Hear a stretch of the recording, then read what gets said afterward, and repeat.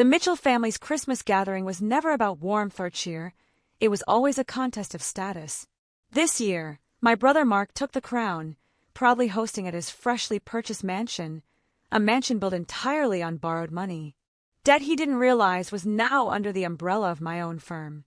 "Sarah," he said with that smug smirk, watching as I set a few modestly wrapped gifts beneath the towering tree.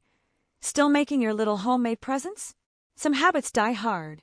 I smiled softly, thinking about the notification waiting silently on my phone. As the CEO of Pinnacle Financial Solutions, one of the nation's top private banking corporations, I had spent the last 12 months discreetly buying up every piece of debt tied to the very relatives who'd laughed at my frugal lifestyle. "You know me," I said evenly. "I like to keep things simple." My sister-in-law Amanda swept in, adorned in layers of designer fashion, all of it paid for with credit cards that funneled through subsidiaries I owned. "How charming," she said, eyeing my packages like they were flea market junk. "We went with Gucci for everyone this year." "Of course you did," I murmured, casually glancing at my screen. The alerts were ready. With one press, I could freeze every loan, every card, every line of credit my family had used to prop up their illusion of affluence. Mom wobbled over, already tipsy from her third glass of the overpriced wine Mark had been bragging about all evening. "Sweetheart, you really ought to let your brother's financial guy help you out. That tiny apartment, that old car, it's not very Mitchell of you." If only they knew that the tiny apartment was one of many in a building I owned outright, and the car was just one vehicle from my company's 100-strong fleet. I'd spent years quietly shaping this image of modest living, all while building a financial empire that now held the strings to every life in this room. Speaking of finances, Mark called out, clapping his hands to grab attention. "Who's ready for the gift exchange?" Amanda and I really went all out this time. I watched them pass around their extravagantly wrapped boxes, each one bought with funds that circled right back to my firm. Through a maze of acquisitions, Pinnacle Financial had ended up holding the bulk of their mortgages, car leases, and revolving credit. "Your turn, Sarah," Amanda prompted sweetly, her tone laced with condescension. "What little treasures did you whip up this year?" I handed out my gifts, each one a hand-assembled photo album capturing meaningful family moments. But inside those pages, I tucked what they truly valued most, their financial statements. Every one of them annotated in detail, showing exactly who held their debt. "Oh," Mom said with forced cheer as she flipped open hers. "Another scrapbook." Mark didn't even bother opening his. "Maybe next year, sis, you can get everyone real gifts," he quipped. "You know, if you finally get serious about investing. My guy could help you understand the basics." I glanced at my phone. The stage was perfectly set. "Actually," I said calmly, "why don't we talk about investments right now?" Mark burst out laughing. "You? What would you know about money? You work at some tiny consulting outfit." I pressed a button on my screen. All across the room, phones buzzed. One after another, faces turned pale as everyone began reading the same thing. Decline transactions. "That's strange," I said mildly. "Maybe check those notifications." Amanda's smile faltered first.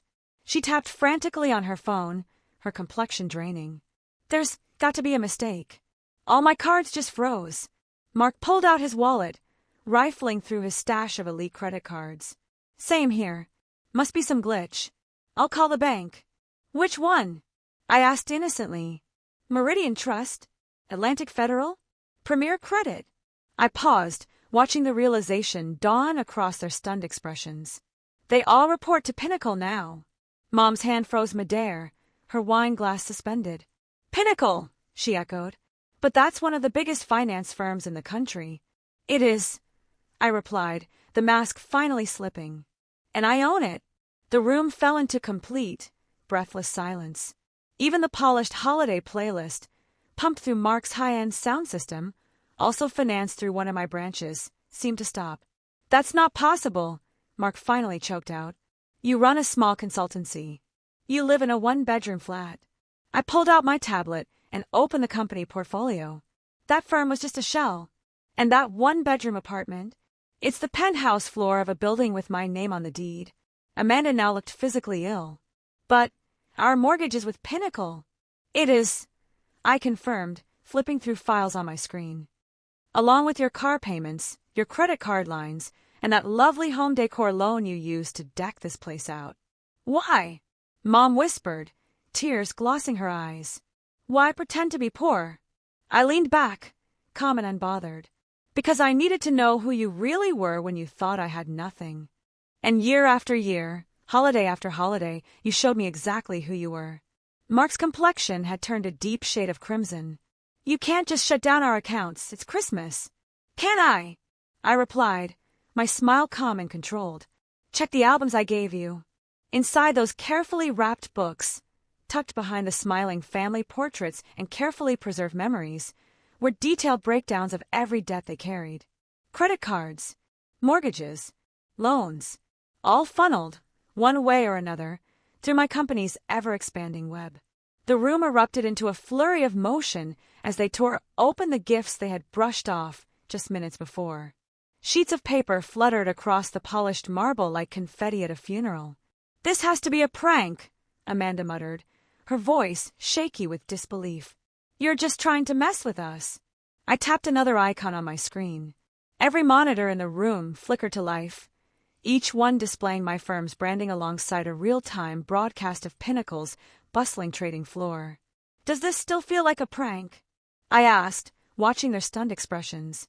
While they were busy mocking my humble life, I had been quietly assembling one of the most powerful financial institutions on the planet. Every declined payment they just received, that was a direct order from my desk. "But the trust," my mother stammered, her voice barely audible. "The inheritance," I said, finishing her thought. "That tiny share of the family trust you all assumed I'd wasted? It was my seed capital. I grew it into Pinnacle. As they racked up debt and chased appearances, I turned a modest inheritance into a multi-billion-dollar empire." Mark had his phone to his ear, furiously punching in numbers. "I'm calling Richardson at Premier Credit. He'll fix this." "Thomas Richardson?" I raised an eyebrow. "He was promoted to EVP at Pinnacle last month. Would you like me to patch you through to his office?" The Christmas lights cast shifting shadows across their stunned faces. The truth was finally landing. Every financial branch they thought they could reach for, I had already tied into my web. Amanda's voice cracked. "The Aspen property, the vacation home we just paid the deposit on, it was listed by a realty firm owned by Pinnacle." I nodded, pulling up the sale agreement on my tablet. "An interesting choice, especially considering how underwater you already are on this house." Tears had begun to stream down Mom's cheeks. "Sarah, we didn't know." "Exactly," I said, rising from my chair and smoothing the plain sweater I wore, though its price tag exceeded Amanda's entire outfit. "That's the whole point. You never bothered to find out. You were too preoccupied measuring status to recognize substance." "What do you want?" Mark asked, his confidence finally splintering. "Money. A public apology. What I want," I said evenly, "is for you to finally understand what real value looks like. True wealth doesn't shout, and power doesn't need a spotlight." With one final tap on my phone, soft notification tones echoed through the room as their accounts reactivated. "I'm not here to destroy you," I said. "That would be far too simple. Instead, I would educate them. Starting tomorrow, each of you will be paired with a dedicated financial consultant from Pinnacle.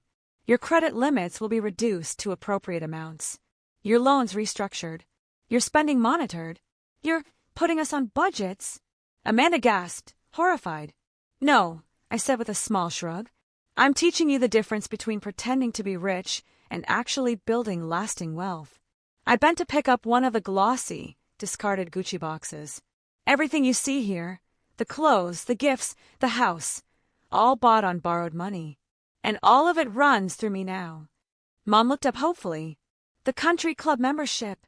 "It'll stay active," I replied smoothly, "though they might be interested to know who owns the club now." Another quiet acquisition, tucked neatly into Pinnacle's portfolio. I gathered my belongings and turned toward the exit. "Oh, and Mark," I added over my shoulder, "that advisor you keep insisting I work with, he's been on my payroll all year. He's the one who sends me updates on your financial decisions." "You can't just walk away," Mark protested, rising. "It's Christmas dinner." "I actually have a board meeting in 45 minutes, I said, glancing at the time. Running a global firm doesn't pause for holidays. I paused at the doorway. But don't worry. Your new advisors will be in touch tomorrow. Consider it my gift. A crash course in reality. Outside, I headed toward my real vehicle. Not the unassuming car they all recognized, but a sleek Bentley kept discreetly out of sight until now. As I climbed in, my phone vibrated with a flood of texts, apologies, explanations, desperate pleas for mercy. I smiled to myself. Sometimes revenge isn't about cutting people off. It's about showing them just how much control you always had and how blind they were to it. A message from my assistant appeared on screen. Board meeting in 45 minutes. Should I bring up the family matter? No, I typed back. Just have our financial education team prepped and ready. It's time they learned that real wealth isn't about buying what you can't afford. It's about building quietly while the rest of the world is too loud to notice. Because the quietest person at the holiday table, they're not struggling. They're simply busy creating an empire in silence.